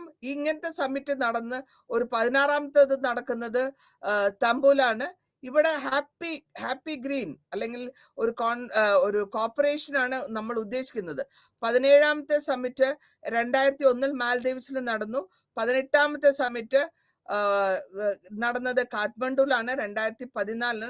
അതിനുശേഷം ഈ സമ്മിറ്റ് നടക്കാൻ സാധ്യതകൾ കുറഞ്ഞു വന്നുകൊണ്ടിരിക്കുകയാണ്. ഇനി റീജിയണൽ സെന്റേഴ്സ്, ഈ ഏരിയന്റെ ഒക്കെ താഴെ വരുന്നതാണ് റീജിയണൽ കോപ്പറേഷൻസ്. അതും ചെറിയ വിധത്തിലുള്ള ഓർഗനൈസേഷനൊക്കെ ഉണ്ടാക്കി സാക് എന്ന് പറഞ്ഞ സാക് agricultural centre, Dhaka സാക് agriculture centre ഇങ്ങനെ കൊണ്ടുവരുമ്പോൾ അവർക്ക് റീജിയണൽ വൈസ് ഒരു അഡോപ്ഷന്, റീജിയണൽ വൈസ് സഹായ സഹകരണം കൊടുക്കാനും അവരെ കൊണ്ട് ഇംപ്രൂവ്മെന്റ് ചെയ്യിക്കാനുള്ള കാര്യങ്ങളാണ് നമ്മൾ ഉദ്ദേശിച്ചത്. അതേമാതിരി തന്നെ എനർജി സെന്റർ, ഏതെങ്കിലും സാർക്ക് വർക്കിംഗ് ഗ്രൂപ്പ് എനർജി എങ്ങനെ സേവ് ചെയ്യാം, എങ്ങനെ പ്രൊഡ്യൂസ് ചെയ്യാം, അല്ലെങ്കിൽ ഏത് വിധത്തിൽ എനർജി, ഫാസ്റ്റ് എനർജി നമുക്ക് ഉണ്ടാക്കാം, using the solar, using the wave, using the tide waves, ഇങ്ങനെയൊക്കെ എല്ലാവിധ എക്സ്പേർട്ട് സഹായ സഹകരണങ്ങൾ പറഞ്ഞു കൊടുക്കുക. ഇതേമാതിരി തന്നെ കൊളംബോയില് 2009 ഒരു promotion, cultural integration, cultural dialogue, conservation, അതാത് രാജ്യങ്ങളിലുള്ള അവനവന്റെ കൾച്ചറിനെ പ്രിസർവ് ചെയ്യുക, കൺസർവേഷൻ ചെയ്യുക, അല്ലെങ്കിൽ ഒരുമിച്ച് കൊണ്ടുപോവുക, ഇതൊക്കെ ഉണ്ടായിരുന്നു. പിന്നെ ട്യൂബർകുലോസിസിനെ പറ്റിയും HIV എയ്ഡ്സിനെ പറ്റിയും നമ്മൾ കാഠ്മണ്ഡുവിൽ ഡിസ്കസ് ചെയ്തു 1992. അതിനെ എങ്ങനെ പ്രിവെന്റ് ചെയ്യാം, അല്ലെങ്കിൽ എങ്ങനെ വരാണ്ടിരിക്കാൻ തടുക്കാൻ പറ്റും, അതിനുവേണ്ടി റിസർച്ച് നടത്തുക, കപ്പാസിറ്റി ഉണ്ടാക്കുക, അതിനുവേണ്ടിയുള്ള മെഡിസിൻസ് ഉണ്ടാക്കുക എന്നുള്ളതായിരുന്നു ആ റീജിയണൽ സെന്റേഴ്സിന്റെ വർക്ക്. ഇനി ഇത് കൂടാണ്ടുള്ള റീജിയണൽ സെന്റേഴ്സ് വഴിയുള്ള വർക്കുകളാണ് ഡിസാസ്റ്റർ മാനേജ്മെന്റ് ഡൽഹിയില് റീഎസ്റ്റാബ്ലിഷ് ചെയ്തു 2016. അതേമാതിരി തന്നെ disaster management New Delhi once again വന്നു. മെട്രോളജിക്കൽ ഡിപ്പാർട്ട്മെന്റ് ധാക്കയിൽ വന്നു. ഫോറസ്ട്രി ഡിപ്പാർട്ട്മെന്റ് ഭൂട്ടാനിൽ കൊണ്ടുവച്ചു. കോസ്റ്റൽ സോൺ മാനേജ്മെന്റ് മാൽദീവ്സ് രാജ്യങ്ങളുടെ പൊസിഷൻ അനുസരിച്ചിട്ടാണ് വരുന്നത്. ഈ റിസ്ക് എത്രത്തോളം റിസ്ക് കുറയ്ക്കാൻ പറ്റും, എത്രത്തോളം സയൻസ് ആൻഡ് ഡെവലപ്മെന്റ് ഇംപ്രൂവ് ചെയ്യിക്കാൻ പറ്റും, എത്രത്തോളം കപ്പാസിറ്റി നമുക്ക് കൊളാബറേറ്റ് ചെയ്ത് വർക്കാൻ പറ്റും എന്നുള്ളതൊക്കെയായിരുന്നു നമ്മൾ ഡിസ്കസ് ചെയ്തത്. ഇനി PF ഒബ്സർവേഴ്സ്, ഇതിന്റെ പ്രോഗ്രാംസിന്റെ ഒക്കെ ഓരോ ഒബ്സർവേഴ്സ് ഉണ്ട്. ഗൈഡ് ലൈൻസ് കൊടുത്ത് അവരെ കൊണ്ട് ചെയ്യുമ്പോൾ ഒബ്സർവേഴ്സ് വയ്ക്കും. അവരുടെ കാര്യങ്ങള് ഈ 9 കൺട്രികളാണ് ഒബ്സർവേഴ്സ് ആയിട്ട് വരുന്നത്. Australia, China, Iran, Japan, South Korea, Mauritius, Myanmar, USA and the European Union. ഇവര് ഒബ്സർവ് ചെയ്യും നമ്മള്. അപ്പോൾ ഒബ്സർവേഴ്സ് അവർ ചെയ്യുമ്പോഴത്തേക്കും അവരുടെ ഇൻക്ലൂഡിങ് അവരുടെ വോട്ടിംഗ് റൈറ്റ്സ് ഉണ്ട്, ഡയറക്റ്റ് ആയിട്ടുള്ള പാർട്ടിസിപ്പേഷൻസ് ഉണ്ട്, ഡിസ്കഷൻസ് ഉണ്ട്, സ്ട്രാറ്റജി ആയിട്ട് പറഞ്ഞ് മനസ്സിലാക്കി കൊടുക്കും. 2014 കാഠ്മണ്ഡുവിലുള്ള ഡിക്ലറേഷനിൽ ഈ ഒബ്സർവേഴ്സിന്റെ റിസൾട്ട് പ്രൊഡക്റ്റീവ് ആണോ ഡിമാൻഡ് ഡ്രിവൺ ആണോ എന്നുള്ളതൊക്കെ നമ്മൾ ഐഡന്റിഫൈ ചെയ്തു കൊണ്ടുവന്നു. ഇനി സപ്ത ആൻഡ് സപ്ത, ഇത് പ്രിഫറൻഷ്യൽ ആയിട്ട് ട്രേഡിങ്ങിനെ പറ്റിയുള്ളതാണ് സപ്ത. ഇത് 1993 ധാക്കയിൽ ഫോർമേഷൻ ചെയ്തു. ഇതിലെവിടെ എന്താ ബേസിസ് ലിബറേഷൻ പോളിസീസ് ആണ് ഇവിടെ ഉദ്ദേശിക്കുന്നത്. ബിസിനസ് ട്രേഡ് റിലേഷനില് ട്രേഡ് ലിബറേഷൻ പോളിസി അല്ല. 1995 ഇത് ലോഞ്ച് ചെയ്യുന്നത്. 2004 വേറൊരു സമ്മിറ്റ് ഇസ്ലാമാബാദിൽ നടത്തി. അവിടെ ഫ്രീ ട്രേഡ് അഗ്രിമെന്റ് സൈൻ ചെയ്യും. ഇക്കണോമിക് ഏത് തരത്തിൽ നമ്മൾക്ക് ഇന്റഗ്രേഷൻ കൊണ്ടിരിക്കാൻ പറ്റും എന്നുള്ളതാണ് വരുന്നത്. 2006 ഇത് അഗെയിൻ റെഡ്യൂസ് ടാരിഫ്, ഓരോ ബിസിനസിന് ടൈം ബൗണ്ട് ടാരിഫ് എന്ന് വെച്ചാൽ അതിന്റെ നമ്മൾ പറയുന്ന അതിന്റെ ചാർജസ്, അതിനാണ് ടാരിഫ് എന്ന് പറയാം. ടാരിഫിന്റെ ഡിസ്കഷൻസ് നടന്നു. ഇനി ഈ ഇത്രയും കാര്യങ്ങൾ സാർക്ക് വളരെ ഇഫക്റ്റീവായിട്ട് സൗത്ത് ഏഷ്യൻ കൺട്രികളിൽ ഇംപ്ലിമെന്റ് ചെയ്ത് അവരെ കൊണ്ട് പരസ്പരം നിങ്ങൾ എത്രത്തോളം നല്ല വിധത്തിൽ പീസ്ഫുൾ ആയിട്ടും പ്രൊമോട്ട് ചെയ്തും കൊണ്ടുപോകാൻ പറ്റും എന്നുള്ളതിന് ഒരു ഗൈഡ് ലൈൻസ് കൊടുക്കുന്ന ഒരു ഇൻസ്റ്റിറ്റ്യൂഷൻ ആക്കിയിട്ടാണ് നമ്മൾ സാർക്കിനെ കാണുന്നതും അതിന്റെ വർക്കിനെ നമ്മൾ കാണേണ്ടത്. അപ്പോൾ അങ്ങനെ വരുമ്പോൾ ഒപ്പം എല്ലാ രാജ്യങ്ങളും ഈ സാർ സമ്മിറ്റിൽ വരുന്ന എല്ലാ രാജ്യങ്ങളും ഒപ്പം പുരോഗതിയിലേക്ക് പോകും എന്ന് ആശംസിക്കുന്നു. അടുത്തതായിട്ടുള്ള ചാപ്റ്ററിലേക്ക് ഞാൻ പോവുകയാണ്. 15 ലാസ്റ്റ് ചാപ്റ്റർ ആണ് ഇത് നിങ്ങളുടെ. ഈ ലാസ്റ്റ് ചാപ്റ്ററിൽ നമ്മൾ ഉദ്ദേശിക്കുന്നത് സൗത്ത് ഏഷ്യൻ സൊസൈറ്റിന്റെ കംപ്ലീറ്റ് ആയിട്ടുള്ള പ്രോഗ്രസ് ആണ്. ആ പ്രോഗ്രസ് ഡീകോളനൈസേഷൻ തുടങ്ങിയപ്പോൾ 1940 മുതൽ ഈ സൗത്ത് ഏഷ്യ ഭയങ്കര ക്രിട്ടിക്കൽ ആയിട്ടുള്ള കോംപ്ലക്സ് സെക്യൂരിറ്റി ഇഷ്യൂ ആണ് ഇവിടെ പ്രധാനം. സെക്യൂരിറ്റി ഇഷ്യൂ കോംപ്ലക്സ് ആയിരുന്നുകൊണ്ടും ഇവിടെ കൂടുതലായിട്ടുള്ള പോപ്പുലേഷൻ ഉള്ളത് കൊണ്ടും ഗവൺമെന്റിന്റെ കൺട്രോൾ കുറച്ച് കുറയുന്നതുകൊണ്ടും സെക്യൂരിറ്റി ഇഷ്യൂസ് വളരെ ടൈറ്റ് ആണ്. അപ്പോൾ അതിനെയാണ് ഈ നമ്മൾ ഇതിൽ ഈ ചാപ്റ്റർ കൂടെ ഇതിൽ പരാമർശിച്ചു പോകുന്നത്. അപ്പൊ എന്തൊക്കെ ആയിരിക്കണം നമ്മൾ ചെയ്യേണ്ടത്, എങ്ങനെയൊക്കെ ആയിരിക്കണം നമ്മളെ ഈ കോൺസെപ്റ്റിനെ, അതായത് സെക്യൂരിറ്റീനെ നമ്മൾ എങ്ങനെ കൊണ്ടുവരണം എന്നുള്ളതാണ് ഇതിൽ പറയുന്നത്. ഇവിടെ ഞാൻ പറഞ്ഞു സെക്യൂരിറ്റി കോൺസെപ്റ്റ് എന്ന് പറയുമ്പോൾ തന്നെ അറിയാം, നമുക്ക് മിലിറ്ററി വിധത്തിൽ ഒരു രാജ്യത്ത് അവരുടെ സെക്യൂരിറ്റി ഇഷ്യൂസ് സ്ട്രോങ് അല്ലെങ്കിൽ അവിടെ പൊളിറ്റിക്കലായിട്ടും ടെറിട്ടോറിയലായിട്ടും അല്ലെങ്കിൽ അവിടെ പ്രോബ്ലംസ് കൂടുതലുണ്ടാവും. അപ്പൊ അതിനെ നമ്മൾ എങ്ങനെയാണ് സെക്യൂരിറ്റീനെ നമ്മൾ കൺട്രോൾ ചെയ്യുക? മിലിറ്ററി സ്ട്രാറ്റജി ടേംസ് ആണ്. മിലിറ്ററി ഉപയോഗിച്ചിട്ടാണ് നമ്മൾ സെക്യൂരിറ്റി ചെയ്യുക. നമ്മളിപ്പോ ഈ August 15 വരുമ്പോഴത്തേക്കും സെക്യൂരിറ്റി ഇഷ്യൂസ് ടൈറ്റൻ ചെയ്യും. കാരണം അങ്ങനത്തെ നാഷണൽ ഹോളിഡേസ്, നാഷണൽ ഫെസ്റ്റിവൽസ് വരുമ്പോൾ ആൾക്കൂട്ടം വരും. ഈ കൂടുതൽ ആൾക്കൂട്ടം വരുമ്പോൾ അവിടെ ഡിസാസ്റ്റർ അല്ലെങ്കിൽ ഒരു പ്രോബ്ലംസ് ഉണ്ടാകാൻ സാധ്യത കൂടുതലാണ്. അപ്പോൾ നമ്മൾ സെക്യൂരിറ്റി അലേർട്ട് ആകും. സെക്യൂരിറ്റി ബോർഡർ സെക്യൂരിറ്റി, അതുമാതിരി ടെറിട്ടോറിയൽ വാട്ടേഴ്സ്, ഇവരൊക്കെ അലേർട്ട് ആവും. ഗവൺമെന്റിന്റെ റെസ്പോൺസിബിലിറ്റിയാണ് അല്ലെങ്കിൽ ചുമതലയാണ് ഇതൊക്കെ കാര്യങ്ങൾ വളരെ ദൃഢമായിട്ടും ദീർഘവീക്ഷണത്തോടെ ആൾക്കാർക്ക് വേണ്ട സെക്യൂരിറ്റി കൊടുക്കുക. അല്ലെങ്കിൽ എന്താ പറ്റുക വെച്ചാൽ അനാവശ്യമില്ലാണ്ട് ഇന്നസെന്റ് ആയിട്ടുള്ള ആൾക്കാരായിരിക്കും മരണപ്പെടുക. അപ്പോ ഇമാൻ ബിലാമി പറയുന്നത് ആ റിലേറ്റീവ്ലി ഫ്രീഡം ഫ്രം വാർ അല്ലെങ്കിൽ ഒരു ഹൈ എക്സ്പെക്ടേഷൻ ഉള്ള ഒരു ഡിഫീറ്റിന് കോൺസിക്വൻസ് കണ്ടുകൊണ്ട് നമ്മൾ അത് നടക്കാണ്ടിരിക്കാനുള്ള കാര്യങ്ങളൊക്കെ എടുക്കുക. Precaution is better than medical attachment എന്ന് പറയുന്ന മാതിരി നമ്മൾ പ്രിക്കോഷൻ എടുക്കും. നമ്മൾ വരാണ്ടിരിക്കാൻ ഇഞ്ചക്ഷൻ കൊടുക്കുന്ന മാതിരി, അസുഖങ്ങൾക്ക് വരാണ്ടിരിക്കാൻ നമ്മൾ ഇഞ്ചക്ഷൻസ് എടുക്കുന്ന മാതിരി പ്രിക്കോഷൻസ് എടുക്കുക. സ്ട്രാറ്റജി നമ്മൾ ഏത് വേണമെങ്കിലും അക്സെപ്റ്റ് ചെയ്യാം, പക്ഷെ നമുക്ക് സെക്യൂരിറ്റി മെഷേഴ്സ് വളരെ സ്ട്രോങ് ആയിരിക്കണം എന്നതാണ് ഇതിന്റെ ഉദ്ദേശം. ഇവിടെ 2 ഡിസ്റ്റിങ്ക്റ്റീവ് ഫീച്ചേഴ്സ് ഉണ്ട് സെക്യൂരിറ്റിയിൽ. ആരാണ് പ്രൊവൈഡ് ചെയ്യുന്നത്? എങ്ങനെ? കൺവെൻഷണൽ മെത്തേഡിലാണോ നോൺ കൺവെൻഷണൽ മെത്തേഡാണോ? ഓക്കെ, സ്റ്റേറ്റിനെ സംബന്ധിച്ചിടത്തോളം ഇത് ഡെമോക്രറ്റ്, ഏത് വിധത്തിലുള്ള സ്റ്റേറ്റ് ആയിക്കോട്ടെ, ഡെമോക്രറ്റ് അല്ലെങ്കിൽ നമ്മൾ പറയുന്ന മാതിരി ജനാധിപത്യമായിക്കോട്ടെ, അതോറിറ്റേറ്റീവ് ആയിട്ടുള്ള മിലിറ്ററി ആയിക്കോട്ടെ, അല്ലെങ്കിൽ ഏത് വിധത്തിലുള്ള ഭരണഘടനയാണ് പ്രാക്ടീസ് ചെയ്യുന്നത്, അതാണ് നമ്മൾ ഉദ്ദേശിക്കുന്നത്. ഇവിടെ ഇതൊന്നും അല്ല പ്രോസസ്സ്. ഏത് വിധേയനും, ഡെമോക്രസി ആയാലും ജനാധിപത്യമായാലും മിലിറ്ററി ഭരണമായാലും രാജവാഴ്ചയായാലും അവിടുത്തെ സബ്ജക്ട്സിന്, അവിടുത്തെ ആൾക്കാർക്ക് അവരുടെ ജീവഹാനി വരാത്ത വിധത്തിൽ സെക്യൂരിറ്റി കൊടുക്കുക എന്നുള്ളതാണ് ഉദ്ദേശം. ഒരു വിധത്തിലും സെക്യൂരിറ്റി ഇല്ലാണ്ട്, അല്ലെങ്കിൽ ഒരു സ്റ്റേറ്റും സെക്യൂരിറ്റി ഇല്ലാണ്ട് പോവാൻ പറ്റില്ല. കാരണം നാളെ ഒരു പ്രശ്നം വന്ന ശേഷം പറയുന്നതിനെക്കാട്ടിൽ ഭേദം വരാണ്ട് തടുക്കുക. 2 ഫീച്ചേഴ്സ് ഉണ്ട് സെക്യൂരിറ്റിയിൽ. ഈ 2 ഫീച്ചേഴ്സ് എന്താ വെച്ചാൽ, ആദ്യമായിട്ട് നമ്മൾ പറയാൻ ഉദ്ദേശിക്കുന്നത് ഓരോ വിധത്തിലുള്ള പൊസിഷൻസും കപ്പാസിറ്റി, ഒരു സ്റ്റേറ്റിന് ഏത് വിധത്തിൽ അവരുടെ ട്രഡീഷണൽ ആയിട്ടുള്ള സെക്യൂരിറ്റീസ് ചെയ്യാൻ പറ്റും, അല്ലെങ്കിൽ സെക്യൂരിറ്റി എങ്ങനെയാണ് നമ്മൾ മനസ്സിലാക്കി എടുത്തിട്ടുള്ളത്, റിയലിസ്റ്റിക് ആയിട്ട് നമ്മൾ നോക്കുമ്പോൾ സെക്യൂരിറ്റിനെ നമ്മൾ ഏത് വിധത്തിൽ എടുക്കുന്നു, അല്ലെങ്കിൽ നമ്മളുടെ ഒരു ചെറിയൊരു സെക്യൂരിറ്റി ലാബ്സ് ആയിരുന്നു ഇത്രത്തോളം നിങ്ങൾക്ക് ഇത്രയും ജനാധിപത്യവും ഇത്രയും ടെററിസം ഉണ്ടായിട്ട് കൂടെ തന്നെ ഇന്ദിരാഗാന്ധിയുടെ വധമോ അല്ലെങ്കിൽ രാജീവ് ഗാന്ധിന്റെ അസാസിനേഷനോ ചെറിയൊരു ടെക്നിക്കൽ അല്ലെങ്കിൽ ഇഷ്യൂ ആയിരുന്നില്ലേ?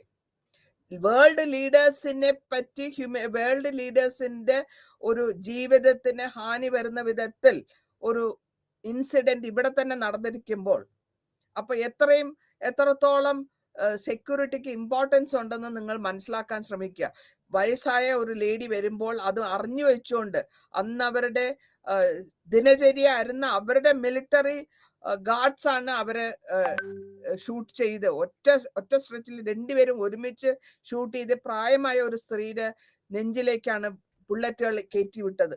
അപ്പോൾ നമ്മളുടെ സെക്യൂരിറ്റി നമ്മൾ പറഞ്ഞുകൊണ്ട് മാത്രം പോരാ, നടപ്പിൽ കൊണ്ടുവരണം. എത്രത്തോളം ആരെയും എത്ര വിശ്വാസമുള്ള സെക്യൂരിറ്റി ഗാർഡ് ആയാലും ശരി, നാളെ അവരെയും ബ്രെയിൻ വാഷ് ചെയ്ത് മാറ്റും എന്നുള്ളതിന്റെ ഉദ്ദേശം അതാണ്. അതേമാതിരി രാജീവ് ഗാന്ധിയുടെ കേസിലായ ശരി, ഇങ്ങനത്തെ പൊളിറ്റിക്കൽ അസാസിനേഷൻ നടക്കാൻ സാധിക്കാത്ത വിധത്തിൽ സെക്യൂരിറ്റി ഇഷ്യൂസ് ടൈറ്റൻ ചെയ്യണം. അതേമാതിരി പല വിധത്തിലുള്ള ഡ്രഗ്സ് കൊണ്ടുവരുന്നുണ്ട്, എൻവയറമെന്റൽ ഇഷ്യൂസ് കൊണ്ടുവരുന്ന ബ്ലാസ്റ്റ് ചെയ്യുന്നില്ലേ? ബോംബെയിൽ നടന്നില്ലേ ബ്ലാസ്റ്റിംഗ്, നടന്നില്ലേ പാർലമെന്റിൽ ബ്ലാസ്റ്റിംഗ് നടന്നില്ലേ? ടെററിസത്തിന്റെ ആക്ടിവിറ്റീസിനൊക്കെ കോസ് സെക്യൂരിറ്റിന്റെ വീഴ്ചയല്ലേ അതിനുള്ള കാരണങ്ങൾ. അപ്പൊ അതൊക്കെ നമ്മൾ നോക്കുക എന്നുള്ളതാണ് ഇവിടെ നമ്മൾ പരാമർശിച്ചതിന്റെ അർത്ഥം. ഇനി നോൺ മിലിറ്ററി ഇഷ്യൂസ് നോക്കുമ്പോൾ, മിലിറ്ററി അല്ലാത്ത സെക്യൂരിറ്റി ഇഷ്യൂസ് വരുമ്പോൾ, ജോലി ഇല്ലായ്മ വരിക, ഫുഡിന്റെ ഇല്ലായ്മ വരിക, മൈഗ്രേഷൻ വരിക, ഒരു സ്ഥലം മാറ്റങ്ങൾ ഉണ്ടാകുക, അണ്ടർ ഡെവലപ്മെന്റ്, അല്ലെങ്കിൽ ഡ്രഗ് ട്രാഫിക്കിംഗ്, സ്മോൾ ആംസ്, പല ചെറിയ തരത്തിലുള്ള ആംസ് മാറ്റുക അങ്ങോട്ടും ഇങ്ങോട്ടും, അതുമാതിരി ഡ്രഗ്സ് ബോർഡറിൽ നിന്ന് അടുത്ത ബോർഡറിൽ നിന്ന് ഇവിടെ കൊണ്ടുവരിക. ഇവിടെ വളരെ കാര്യമായിട്ട് നമ്മൾ ഡ്രഗിനെ പറ്റിയിട്ടുള്ളതൊക്കെ ദിവസവും പേപ്പറിൽ കാണുന്നുണ്ട്. ഈ ഡെവലപ്പ് ചെയ്ത് വരുന്നോണ്ടിരുന്ന കൺട്രികളിലാണ് ഇങ്ങനത്തെ ഇഷ്യൂസ് കൂടുതലായിട്ട് വരുന്നത്.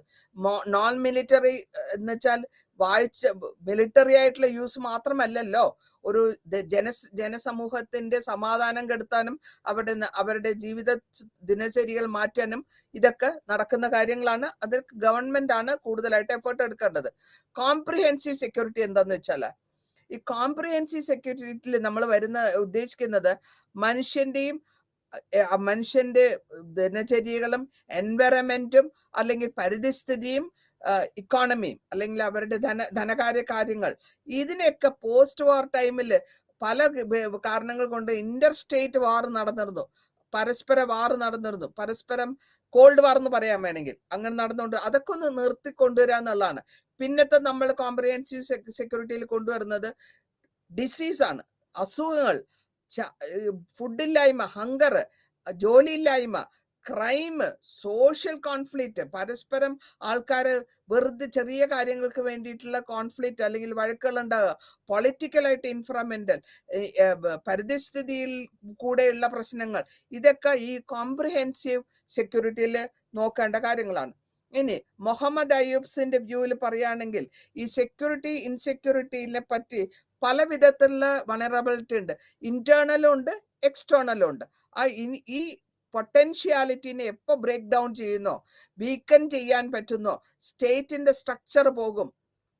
അങ്ങനെ വരുമ്പോൾ ടെറിട്ടറിയിലും ഇൻസ്റ്റിറ്റ്യൂഷണലും ഗവൺമെന്റിന്റെ റെഷീംസ് വളരെ കാര്യമായിട്ട് നോക്കേണ്ട കാര്യങ്ങളാണ്. ഈ പ്രോസ്പെക്റ്റീവിൽ നോക്കുകയാണെങ്കിൽ കോംപ്രിഹെൻസീവ് സെക്യൂരിറ്റി എന്ന് പറയുന്നത് 2 കാര്യങ്ങൾക്ക് ഇമ്പോർട്ടൻസ് കൊടുക്കുന്നത് റീസൺ പറയുന്നുണ്ട്. ഒന്ന്, ട്രഡീഷണൽ ആയിട്ടുള്ള ബൗണ്ടറീസ്, സ്റ്റേറ്റിന്റെ ബൗണ്ടറീസ്, അതേമാതിരി ഡിഫൻസ് എത്രത്തോളം ത്രെട്ട് മിലിറ്ററിക്കും ഓർ നോൺ മിലിറ്ററിക്കും വരുന്നുണ്ട്. രണ്ടാമത്, അവിടുത്തെ ജനതയാണ് first line of direct victims. അതുകൊണ്ട് നമുക്ക് പല പ്രാവശ്യം കാണാൻ പറ്റും, ഈ ടെററിസ്റ്റ് അറ്റാക്ക് വരുമ്പോൾ അവര് കോമൺ ആയിട്ടുള്ള ആൾക്കാരെയാണ്, ഒരു കാരണവശാലും ഇതിൽ സംബന്ധമില്ലാത്ത ആൾക്കാരെയാണ് അവര് വധിക്കുന്നത്, അല്ലെങ്കിൽ അവര് ബ്ലാസ്റ്റ് ചെയ്ത് ഇല്ലാണ്ടാക്കുന്നത്. അങ്ങനെ വരുമ്പോൾ അവരെന്ത് ചെയ്തു? അപ്പൊ ഈ ലെവലിലുള്ള അറ്റാക്കിനെയൊക്കെ കുറയ്ക്കാൻ നോക്കണം. 4 കോണ്ടെസ്റ്റ് ആണ് സെക്യൂരിറ്റി ഡൈനാമിക്സിന് പറഞ്ഞിട്ടുള്ളത്. ഇതില് 4ാമത്തത് geo strategic, political, economic and socio cultural. Geo strategics എന്ന് പറയുമ്പോൾ ആ region wise, West Asia, South Asia, East Asia, Central Asia, Southern Asia, geographically strategic പൊസിഷൻസിനെ അവിടെ ടൈറ്റൻ ചെയ്യണം. രണ്ടാമത് പൊളിറ്റിക്കൽ ആയിട്ട് നോക്കുമ്പോൾ, പൊളിറ്റിക്കൽ കോൺട്രാക്ട്സിൽ നോക്കുമ്പോൾ ഡിഫറെന്റ് ടൈപ്പ്, പല വിധത്തിലുള്ള പൊളിറ്റിക്കൽ ഗവൺമെന്റ് ഉണ്ട്, സിസ്റ്റം ഉണ്ട്. പാർലമെന്ററി സിസ്റ്റം ഉണ്ട്, പ്രസിഡൻഷ്യൽ സിസ്റ്റം ഉണ്ട്, കോൺസ്റ്റിറ്റ്യൂഷണൽ മൊണാർക്കി ഉണ്ട്, അതോറിറ്റേറിയൻ ഉണ്ട്, റിലീജിയസ് എമിറേറ്റ്സ് ഉണ്ട്. അത് നോക്കുക. അതുമാതിരി തന്നെ ബംഗ്ലാദേശ്, പാകിസ്ഥാൻ, നേപ്പാൾ പല വിധത്തിലുള്ള ഗവൺമെന്റ് ആണ് അവർ ഫോളോ ചെയ്ത് വരുന്നതിൽ കൂടിയും. ആ ഭൂട്ടാനിൽ കോൺസ്റ്റിറ്റ്യൂഷണൽ മൊണാർക്കി ഉണ്ട്. മൊണാർക്ക് അല്ലെങ്കിൽ രാജാവുണ്ട്, പക്ഷെ ഭരണഘടനയാണ് കൺട്രോൾ ചെയ്യുന്നത്. അതിനാണ് കോൺസ്റ്റിറ്റ്യൂഷണൽ മൊണാർക്കി എന്ന് പറയുക. മാൽദീവ്സിൽ പ്രസിഡൻഷ്യൽ ഫോം ഓഫ് ഗവൺമെന്റ് ആണുള്ളത്. അപ്പോൾ താലിബാനെ സംബന്ധിച്ചിടത്തോളം എമിറേറ്റ്സിൽ അത് അവരുടെ റിലീജിയസ് ആയിട്ടുള്ള പൊളിറ്റിക്കൽ കൺട്രോൾ ആണ്. ഇനി ഇക്കണോമിക് കൺട്രോളിൽ വരുമ്പോൾ, നമ്മൾ ഇക്കോണമി എന്ന് പറയുന്നത് ഒരു കൺട്രിയുടെ ധനമാണ്. ആ പെർ ക്യാപിറ്റ ഇൻകം വളരെ കൂടുതലോ കുറവായാൽ മാത്രമാണ് അവരുടെ ആ രാജ്യത്തിന്റെ പ്രോബ്ലംസിനെ എഫക്ട് ചെയ്യാൻ പറ്റും. ആ പ്രോബ്ലംസ് എഫക്ട് ചെയ്ത് കഴിഞ്ഞാൽ അവിടുത്തെ ദരിദ്ര രൂപങ്ങൾ കൂടുതലായി കഴിഞ്ഞാൽ ഈ അകൽച്ച കൂടും. ഇപ്പൊ ഉള്ള സാധനങ്ങൾ ഇല്ലാത്തതിന്റെ കുറവിനെയും അല്ലെങ്കിൽ ഫ്യൂച്ചറിൽ വരാൻ പോകുന്നതിനും വലുതായിട്ട് കൂടും. അപ്പോൾ അങ്ങനെ വരുമ്പോൾ എന്ത് കാരണമാണ് അതിന് അങ്ങനെ ഒരു വരൾച്ച അല്ലെങ്കിൽ പോവർട്ടിക്ക് വരാൻ കാരണം? ഒന്ന്, ഹൈ പോപ്പുലേഷൻ ഡെൻസിറ്റി. അപ്പോ ഹൈ പോപ്പുലേഷൻ എന്ന് പറയുമ്പോൾ കൂടുതലായിട്ട് ജനസംഖ്യ കൂടുമ്പോൾ അവിടെ സ്ട്രെയിൻ കൂടും, റിസോഴ്സസ് കൂടുതൽ വേണ്ടി വരും. റിസോഴ്സസ് കൂടുതൽ എടുക്കേണ്ടി വരുമ്പോൾ അവിടെ കുറവ് അനുഭവപ്പെടും. അപ്പൊ ഇങ്ങനത്തെ കാര്യങ്ങൾ. പിന്നെ മൂന്നാമത്തത്, ആ റീജിയനിൽ നിന്ന് എക്കോണമി, അവിടുത്തെ ഇന്ത്യയെ സംബന്ധിച്ചിടത്തോളം ഇക്കോണമിയും ഇക്കോണമിക്കൽ നെയ്ബേഴ്സിന്റെയും ഡെഫിസിറ്റും എഫക്റ്റ് ആയിട്ട് വരുന്നു. സോഷ്യോ കൾച്ചറൽ കോണ്ടാക്റ്റിൽ നോക്കുമ്പോൾ, socially and culturally south Asia എല്ലാ കൺട്രികൾക്കും ഏകദേശം കൾച്ചർ ഒരേമാതിരി വരുന്നുണ്ട്. അതേമാതിരി തന്നെ അവരുടെ ഡാൻസ്, ഡ്രാമ കാര്യങ്ങളൊക്കെ വരുമ്പോൾ അതിന് ഉള്ള ഇന്റർ സ്റ്റേറ്റ് പൊല്യൂഷൻസ് വരാണ്ടും റിലീജിയൻ വൈസും ലിറ്ററസി വൈസും ബെറ്റർ ആയിട്ട് കൊണ്ടുവരാം. ഇനി നോൺ ട്രഡീഷണൽ സെക്യൂരിറ്റി ഡൈനാമിക്സ് വരുമ്പോഴത്തേക്കും ഇവിടെ നമ്മൾ ഉദ്ദേശിക്കുന്നത് അവരുടെ സെക്യൂരിറ്റി, അവനവന്റെ ജോബിലുള്ള സെക്യൂരിറ്റി, അവരുടെ വീടിലുള്ള security, community security, illegal migration, ഒരു രാജ്യത്തു നിന്ന് മറ്റൊരു സ്ഥലത്തേക്ക് വരിക, ക്രൈംസ് ഉണ്ടാവുക, ഇതിനെയൊക്കെ 5 സ്ട്രാറ്റിലാണ് നമ്മൾ കാണുന്നത് നോൺ സെക്യൂരിറ്റി മെഷേഴ്സ്. ഇതിലേക്ക് സൗത്ത് ഏഷ്യയില് ഇതെല്ലാം ടോട്ടലായിട്ട് നമ്മൾ സെക്യൂരിറ്റി ഇഷ്യൂസ് എന്നുള്ള ലെവലിൽ വരുന്നു. ഇവിടെ വൈഡനിങ് ആയിട്ട് കൊണ്ടുവരുമ്പോൾ ബൈലാറ്ററൽ, 2 കൺട്രിയാണ് ബൈലാറ്ററൽ, മൾട്ടിലാറ്ററൽ ലെവലിൽ നമ്മൾ എടുക്കുകയാണ്. അപ്പൊ ഗവൺമെന്റ് ട്രഡീഷണൽ സെക്യൂരിറ്റി ആയിക്കോട്ടെ, നോൺ ട്രഡീഷണൽ സെക്യൂരിറ്റി ആയിക്കോട്ടെ, എന്ത് വേണമെങ്കിലും ആയിക്കോട്ടെ, പക്ഷെ അവരെടുക്കേണ്ട ഒരു ആക്സെപ്റ്റൻസ് എന്താണെന്ന് വെച്ചാൽ ഒരു ഏട്ടൻ തരുന്ന, ഒരു ഇന്ത്യയെ സംബന്ധിച്ചിടത്തോളം ഏട്ടൻ തരുന്ന ഒരു പ്രൊട്ടക്ഷൻ എന്നുള്ള ലെവലിൽ കൊണ്ടുവരണം. അതാണ് Gujral doctrine principle of non reciprocal, തിരിച്ച് റെസിപ്രോക്കൽ ചെയ്യാണ്ടിരിക്കുക. ഇപ്പോഴത്തെ ഇതില് നെയ്ബർ ഫസ്റ്റ് എന്ന് നമ്മളുടെ പ്രൈം മിനിസ്റ്റർ മോദി പറയുന്നത്, നമ്മളുടെ നെയ്ബർ ആണ് ഫസ്റ്റ് എന്നുള്ള ആ ഡിക്റ്റം ഫോളോ ചെയ്ത് വരുന്നു. ഇപ്പൊ ഇവിടെ നമ്മള് ബയോസെക്ടിക് എഫേർട്ട് കൊണ്ടുവരുന്നുണ്ട്. ഈ ബയോസെക്ടിക് എഫക്ട് എന്താന്ന് വെച്ചാൽ എത്രത്തോളം ചാലഞ്ചസ് ഉണ്ടോ ആ ചാലഞ്ചസിനെ ഇഫക്റ്റീവായിട്ട് കൊണ്ടുവരിക. സാർക്കിന്റെ ഓർഗനൈസേഷൻ വഴിയോ അതിന്റെ കോർപ്പറേഷൻ വഴിയോ അതിന്റെ ട്രഡീഷണൽ സെക്യൂരിറ്റി വഴിയോ എങ്ങനെ വേണമെങ്കിലും നമ്മൾ ഈ എഫേർട്ട് കൊണ്ടുവന്ന് ഈ മെമ്പേഴ്സിനും ഈ സാർക്കിലുള്ള ഏഷ്യൻ കൺട്രികൾക്കും എത്രത്തോളം നമുക്ക് നല്ലത് ചെയ്യാൻ പറ്റും. സെൽഫായിട്ടുള്ള ഓർഗനൈസേഷൻസ് വഴിയോ അല്ലെങ്കിൽ റീജിയണൽ ഗ്രൂപ്പ്സ് വഴിയോ അല്ലെങ്കിൽ ഒരു പ്ലാറ്റ്ഫോം കൊണ്ടുവന്ന് ഇത് തമ്മിൽ രണ്ടും കൂടെ ഒരുമിപ്പിച്ചിട്ടോ സാർക്കും ഏഷ്യൻ മെമ്പേഴ്സിനും ഒരുമിച്ചിട്ടോ അല്ലെങ്കിൽ ഒരു ഓർഗനൈസേഷൻ വിധത്തില് പല വിധത്തിലുള്ള ഓർഗനൈസേഷൻസ് ഞാൻ നേരത്തെ പറഞ്ഞു. ഈ ഓർഗനൈസേഷൻസ് വിധത്തിൽ ഓർഗനൈസേഷൻ മുഖാന്തരം ട്രേഡ് ഓർഗനൈസേഷൻ ആയാലും ടെക്നോളജി ആയാലും എനർജി ആയാലും ഫിഷറീസ് ആയാലും പബ്ലിക് ഹെൽത്ത് ആയാലും കൗണ്ടർ ടെററിസം ആയാലും എൻവയറമെന്റ് ആയാലും ഏത് വിധത്തെയും മനുഷ്യരാശിക്കും ക്ലൈമറ്റ് ചേഞ്ച് ആയാലും ശരി പ്രിക്കോഷൻസ് കൊടുത്ത് അല്ലെങ്കിൽ ഏതെങ്കിലും വിധത്തിൽ നമ്മൾ എത്രത്തോളം നമ്മൾക്ക് ആൾക്കാർക്ക് നല്ല കാര്യങ്ങൾ ചെയ്ത് അവരുടെ ജീവനും അവരുടെ ധനവും അവരുടെ സമ്പത്തും സമ്പാദ്യങ്ങളും സൊസൈറ്റിയില് മനുഷ്യന് സമാധാനത്തോടെ ജീവിച്ചു പോകാനുള്ള ഒരു സിറ്റുവേഷൻ ഉണ്ടാക്കി കൊടുക്കാനാണ് നമ്മൾ ശ്രമിക്കേണ്ടത് എന്നാണ് നമ്മൾ ഈ ലെസൺ വഴി ഈ ടോപ്പിക് വഴി നമ്മൾ പറഞ്ഞ് മനസ്സിലാക്കേണ്ടത്. അതിന് എല്ലാവിധ ഗവൺമെന്റും എല്ലാവിധ കോർപ്പറേഷൻസും എല്ലാവിധ ഓർഗനൈസേഷൻസും ഒപ്പം നിൽക്കുക. നന്ദി, നമസ്കാരം.